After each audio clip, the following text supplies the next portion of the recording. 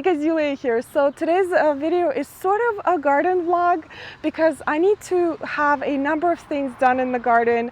Like some of my winter sowing containers are totally busting out and the plants need to go in the ground as soon as possible. So I'm going to do that today.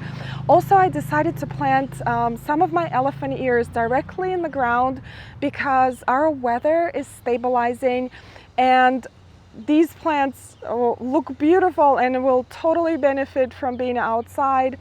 I'm also hardening off some of the plants that I started from seeds inside the house, and I know a lot of us doing it right now, so I just wanted to show you how I do it.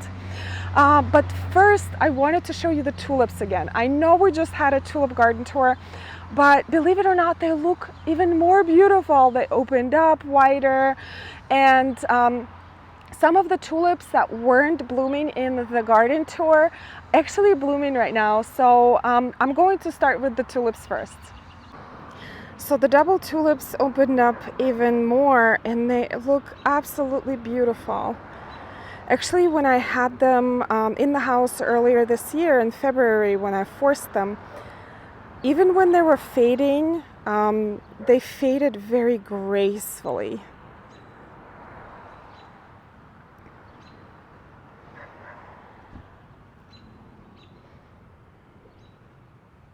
And mondials, the white ones, opened up even more, so definitely makes for beautiful contrast there. And I especially wanted to show you this area right here where I had the Queen of Night tulips. They weren't blooming at the tulip garden tour, but now almost all of them are blooming and it looks so beautiful with the Hakina grass and all of the flower petals from the cherry tree and the dicentra. Look at that. So there are 100 Queen of Night tulips right here, and I don't know if it shows really well because the light is kind of strange right now. Let me just try to walk this way.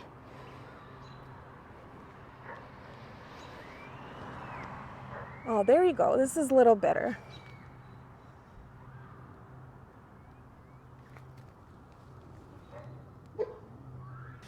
Here's my winter sowing bottles right here. This is Lauren's grape.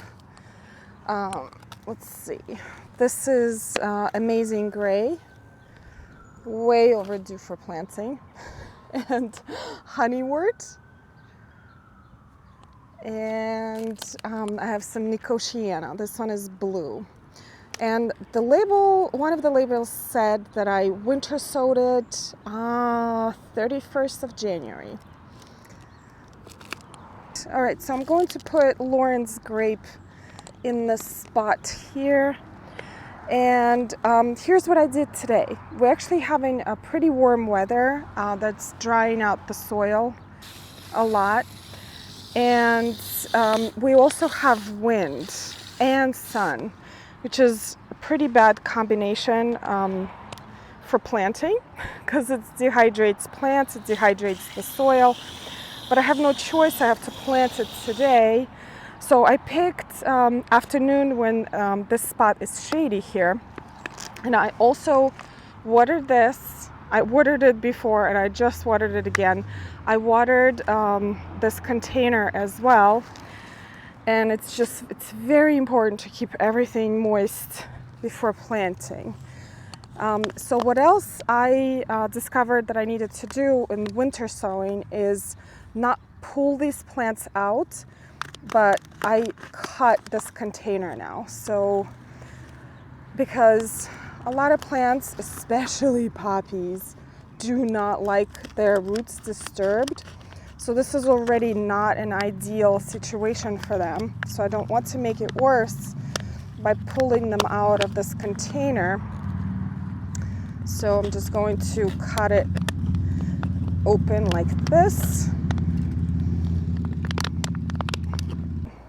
Now, it is not unusual for these plants to wilt, even if you water them, if you water the soil. This is a little bit of a transplant shock, especially because they were in this bottle for quite a while. Okay, so the next step, actually, let me get my knife. You can break this ball here with your hands. So these are some babies right here. I'm gonna plant them right away.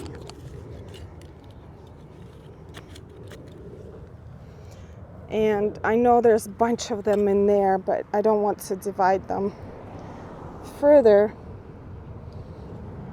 because they're kind of small. Okay, so I'll do that. And these are all bunched up in here. I don't know if you can see that. I was very heavy-handed on seeding these poppies. So what I'm going to do, I'm going to gently do this with a knife. This is my old kitchen knife. Okay, they're so beautiful too. Poppies, look at this. Oh, look at this. So healthy. All right, let's try to keep it this way. Okay, I'm going to plant it right away in here.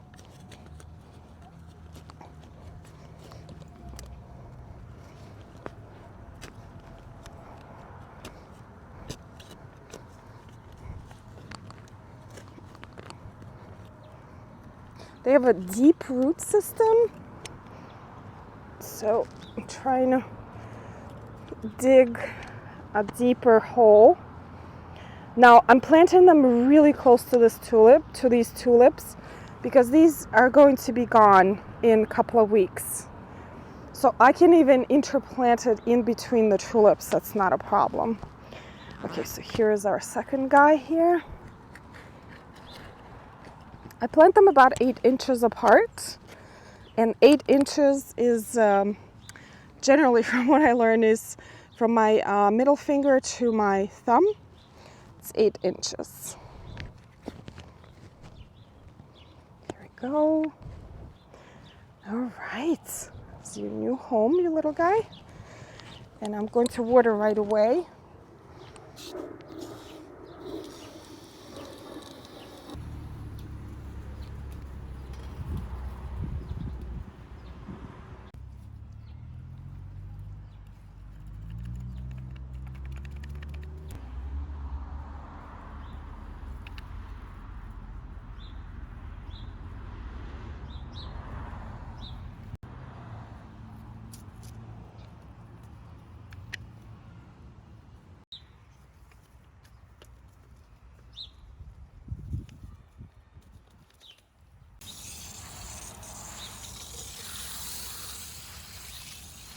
So now I'm going to plant the Honeywort, and I moved to the other side of the border because Honeywort can take a little bit more shade.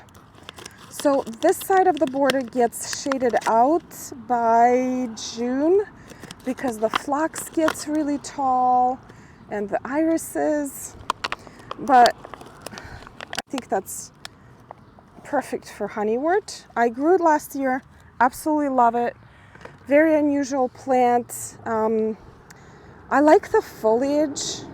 It has this unusual turquoise color foliage and then purple flowers that honeybees, I don't know if, is this 2 plants? Yeah. The honeybees just love this plant.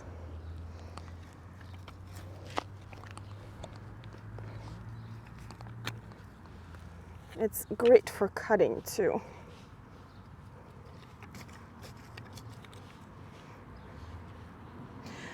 So last year I started it inside the house, and seeing how it performed in cool weather, I decided to try it as a winter sowing, and they did great. Look at these plants, they're so healthy. Oh, I'm so pleased with this. Look at this big guy here.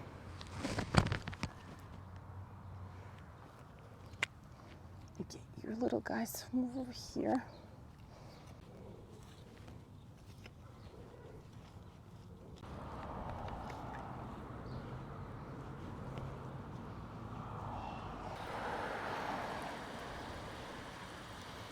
Hi. Such a ham. As for the elephant ears, I'm just trying to recreate the same look that I had here last year. So there was a row of elephant ears in the back, because in the front I had pinnisedum grass, which was just this beautiful fine texture, and that fine texture with the bolder texture of elephant ears works really well together. Here comes the plane. I'm sorry, you guys, the planes are back full on. Anyway, I've placed all the pots, I think, where I want them, and I'm just going to start digging. So the reason I decided to go ahead and start planting these is because our weather has stabilized. Our nights are in the 50s, and elephant ears are perfectly okay with that. Now, if your weather is still in the 40s, or if you have any danger of frost, definitely do not plant these plants outside. They are not ready yet.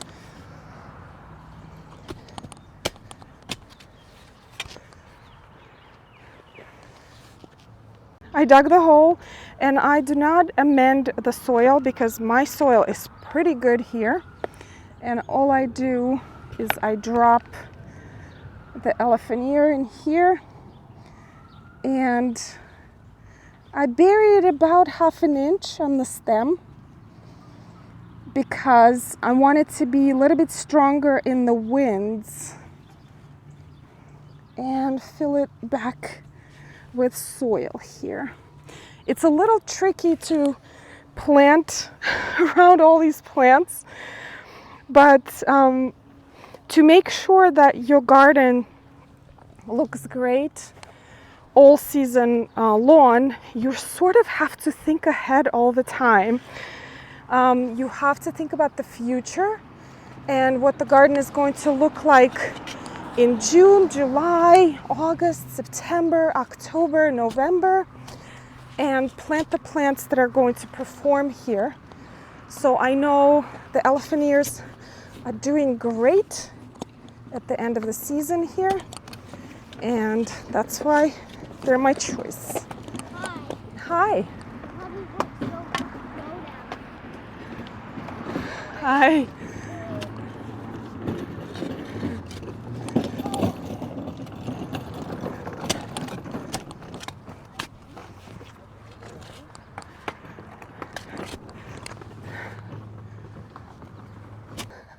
And this is why I think my tulips did not perennialize, because I constantly dig them up. If I didn't have to dig in this space, I think my tulips would all stay and multiply. Okay, come on, here we go.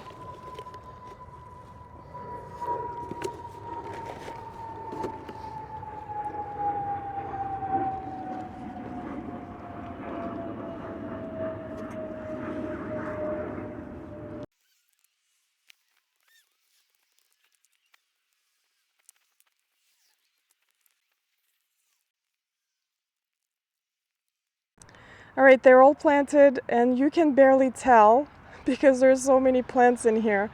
And planting in this part of the garden is an exercise in balance because you don't want to step on things. And because I plant my gardens so thickly, I have to be careful when I'm digging, so I actually use this floral shovel. I rarely use a regular size shovel anymore, only when I need to plant large shrubs or large trees. So for most of my planting, I use this size shovel. It's very convenient. I barely damage plants I mean, I dug out a tulip bulb just now, but that's okay. That's a small damage. So what I'm going to do next, I'm actually going to mulch wherever I disturb the soil, because wherever you disturb the soil, you actually create an opportunity for weeds to come up, and that needs to be mulched and covered right away. Look at this big guy right here. I think he fell from the holly. I'm not sure why he can't take off. You know what? I'm going to relocate him so I don't step on him, actually. Let me see. Let me show you where he came from. Because we have this holly right here that is blooming right now, and it is absolutely covered in bees. All right, let me move this guy. I don't want him to die. Here's his new home. I don't know if he just needs to dry or what's the matter, but it's definitely better than being stepped on by me. All right, let me talk about how I harden my plants off. And hardening off is basically getting your plants used to outdoor conditions, because they've never seen the sun, they've never tasted an outdoor air or a temperature. So it could be a little shocking to a plant that has been grown in indoor conditions. So for example, I have this Plectranthus Mona lavender that I overwintered from last year. Also Coleus that I overwintered. Some caladiums that I started from corms that I overwintered as well. Gorgeous. I have some tubers begonias that I started from tubers, and hyacinth bean vines from seed, and everything else here I started from seeds, like the little basil, the alpine strawberries, the artichokes, cardoons, the tomatoes. So what I do to harden the plants off, I take them out for a few hours a day outside right here. And the first time I take them out, I put them in a shady location because you don't want them to get scorched out in the sun. And then you gradually move them to more sun, and it obviously depends on the plant. For example, I'm not going to put the caladium or the begonia or coleus, or the Plectranthus can take it, but the coleus, caladiums, and begonias are shade-loving plants, so I'm not going to put them out in the sun. But things like the tomatoes and the artichokes or hyacinth bean vine, they like the sun, so you have to get them used to it. But you have to do it gradually. So for example, I rushed the process and I put the hyacinth bean vine out for too long, and look, I scorched the leaves. Do you see those holes right there? Which is fine. It's recovering. You see, like, the new leaves are fine. But that would happen if you put your plant outside without hardening it off, sort of gradually getting it used to the outside world, the sun, the air, the temperature. Anyway, my whole process is usually about 5 days. I take them out for a couple of hours a day and take them back in, take them out, take them back in. It sounds annoying, but you put all this work into growing your seedlings or growing your things from corms or tubers, and you really don't want them to suffer from that sudden shock of the outside world. Forgot to mention a couple more things about hardening off. Do not put warm loving plants outside while it's still cold, and do not plant them outside directly in the ground before your last frost passes. And obviously all plants are different. Tomatoes are different from sweet peas, so do a little bit of research when those plants need to be planted outside or can be taken outside to harden off. But I hope this wasn't all over the place and not too boring, and I hope you learned something new today, and thank you so much for hanging out with me, and I will see you in the next video. Bye.